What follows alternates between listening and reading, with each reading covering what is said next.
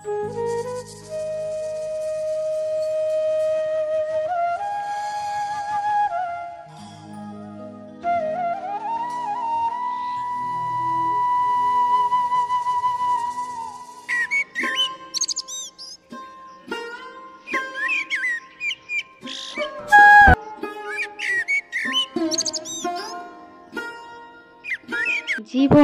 আগাতে গেলে ততটা পর্যন্তই আগান যতক্ষণ না আপনাকে সবাই চিনতে পারছে বা জানতে পারছে। অনেকে তো অনেক খারাপ কথা বলে থাকে, সবাইকে সঠিক সময়ে যোগ্য জবাব দিতে শিখুন। অনেকে আছে যারা সময়ের মূল্য দিতে চেনে না, তাদেরকে বুঝিয়ে দিন যে সময়টা সবারই আসে আর মূল্য সবাইকেই দিতে হয়। ভগবান যখন নিজের ভক্তের উপর কৃপা করেন তখন জ্ঞানের চশমা দিয়ে দেন। ওই চশমা দিয়ে দেখা যায় কেউ আপন নয়, কেউ আপন নেই, তখন মন খুঁজে বেড়ায় কেউ তো আপন হবে, আর বেরোয় শুধু ভগবান। এই কথাগুলো শুধুমাত্র মেয়েরাই বুঝবে। মেয়ে আর বৌমা দুজনাই কিন্তু ভুল করে, শুধুমাত্র মেয়েটার লুকিয়ে রাখা হয় আর বৌমার দোষটাই বাইরে ছড়িয়ে দেওয়া হয়। কেউ মানুক বা না মানুক, এটাই কিন্তু বাস্তব।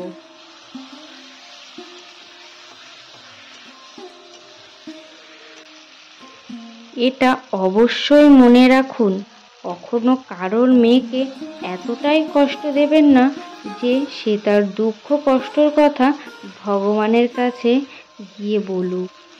মনে রাখবেন, ভগবান ন্যায় বিচার করে, একটু দেরিতে করেন কিন্তু অবশ্যই কিন্তু ভগবান ন্যায় বিচারটাই করেন।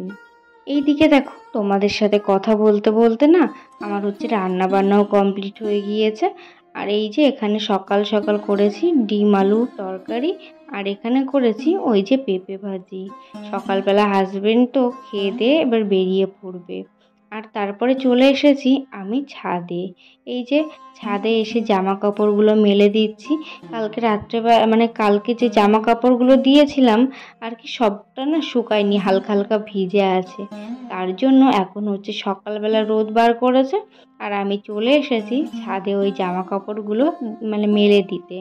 এই যে আধা ঘন্টা 1 ঘন্টা রোদ পাওয়ার পরে জামা কাপড়গুলো তুলে নেবো। আর বাড়িটা দেখো কত সুন্দর লাগছে, পুরো প্রাকৃতিক দৃশ্য আমাদের গ্রামের না।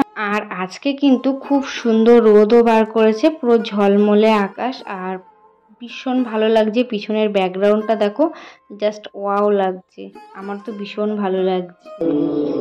নমস্কার আমার প্রিয় সকল বন্ধুরা, কেমন আছো সবাই? আশা করছি তোমরা যে যেখান থেকে আমার এই ভিডিওটি দেখছো সবাই ভালো আছো, সুস্থ আছো। সকাল সকাল সব কাজকর্ম কমপ্লিট হয়ে গিয়েছে, হাজবেন্ডও খাবার দাবার খেয়ে ডিউটিতে চলে গিয়েছে। তারপর আমি চলে এসেছি ছাদে, এসে জামা কাপড়গুলো মেলে দিয়েছি। আর ওইদিকে দেখো, আমাদের এখানে যেহেতু বাসন্তী পুজো হচ্ছে তার জন্য না ভীষণ আওয়াজ আসছে। জানি না এই ভয়েসটা তোমাদের কীভাবে দিতে পারবো, কপিরাইট পড়বে হয়তো। তো যাই হোক, এবার নিচে গিয়ে আরও যে সমস্ত কাজকর্ম আছে সেগুলো করে নিই। তো আজকে ভিডিওটি তোমরা দেখতে থাকো, আশা করছি তোমাদের প্রত্যেকের খুব খুব ভালো লাগবে আজকের ভিডিওটি। এইদিকে দেখো, আমি মর্নিংয়ে যে ড্রাই ফ্রুটসগুলো খাই না সেগুলো এখন সন্ধ্যাবেলা ভিজিয়ে নিচ্ছি। এই হেলদি খাবারগুলো আমাদের প্রত্যেকের কিন্তু খাওয়া উচিত। সংসারের প্রতি এত পরিমাণে পরিশ্রম করে ফেলি না, ওই যে দুর্বল হয়ে পড়ি, তার জন্য এইটা খাওয়া হয়।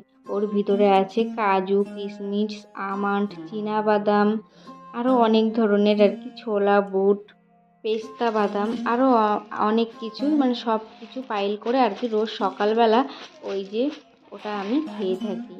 আর এইদিকে দেখো, তারপরে সন্ধ্যাবেলা বানিয়ে নিয়েছি চা। আর তো বন্ধুরা, কালকে ভিডিও শ্যুট করেছিলাম, তো আজকে সারাদিনে শরীরটা এতটাই খারাপ যে সকাল থেকে কোনো ভিডিও করতে পারিনি। শরীরটা এত শোকিং হয়ে গিয়েছে যে এখানে কোনো যদি আর কি একটু দুর্বল হয়ে পড়ছি, খুব তাড়াতাড়ি দুর্বল হয়ে পড়ছি।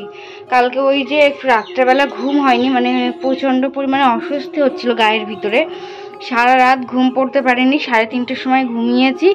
ঘুমিয়ে 4:30টার সময়, যেহেতু আমার রোজ ঘুম ভেঙে যায়, সেই জন্য কালকেও 4:30টার সময় ঘুম ভেঙে গিয়েছে। আর তারপরের থেকে সকাল থেকে উঠেই মানে খুব কষ্ট হচ্ছে, অজস্র কষ্ট হচ্ছে। আর মাথা যন্ত্রণা, মাথা ঘুরছে, আর দুর্বল লাগছে। তো আর ওষুধটাও যেহেতু শেষ হয়ে গিয়েছে, তার জন্য না কিছু করতে পারছি না। এই যে আবার এই যে কালকে রাত্রে ঘুম হয়নি, এর কষ্টটা যে কতদিন আবার হবে একদমই জানি না। তো যাই হোক, আজকে কোনো ভিডিও শ্যুট করতে পারিনি, আর এই ভিডিওটা কালকে পোস্ট হবে, তোমরা কালকে দেখে নিও। তো আজকে শরীরটা ভীষণ পরিমাণে খারাপ আছে, সেই জন্য কোনো ভিডিও দিতে পারলাম না।